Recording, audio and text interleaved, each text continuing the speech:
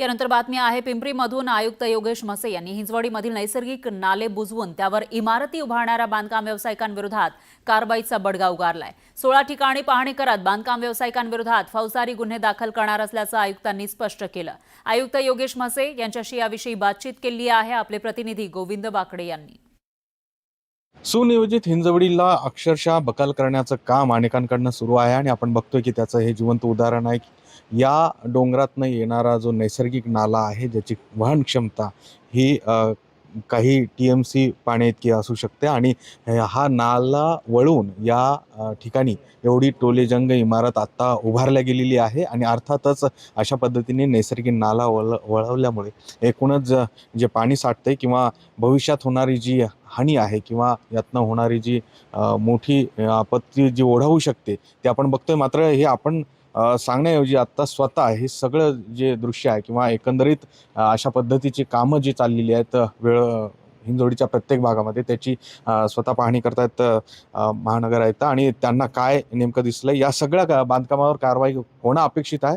मात्र तरी देखील ही बांधकामं आत्ता उभारल्या गेलेली दिसत आहेत। यापुढे भविष्यात असं होऊ नये म्हणून आजूबाजूची जी बांधकामं आहेत त्यांना देखील नोटीस इश्यू करण्यात आल्यात। मात्र कठोर कारवाई करण्याची जी मानसिकता आहे ती आता प्रशासनाची झाली आणि स्वतः त्यासाठी महानगर आयुक्त स्वतः पाहणी करण्यासाठी आलात। तुम्ही अगदी सकाळपासूनच हे सगळे स्पॉट जे आहेत ज्याच्यामुळे नैसर्गिक आपत्ती ओढवू शकते ती पाहणी करत आहात, अशा अनेकांना नोटीस दिलेल्या आहे।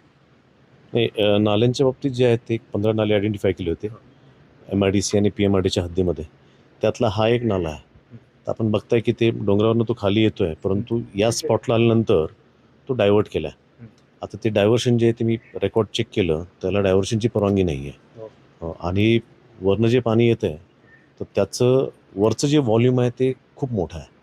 पण याच ठिकाणी आल्यानंतर नाल्याचं ती पात्र जे आहे एक तर डायव्हर्ट केलं आणि ते छोटं केलं आणि याच नाल्याचा शेवटचा पार्ट जर आपण मेट्रोच्या त्या वायडक्टच्या आसपास पाहिला तर तो असा शेतावरचा पाण्याचा हे असतो ना पाठ शेतामधला चर किंवा दंड म्हणतात त्याला, छोटंसं आहे एकदम। वर इतका रुंद आहे आणि खाली छोटा केला आहे।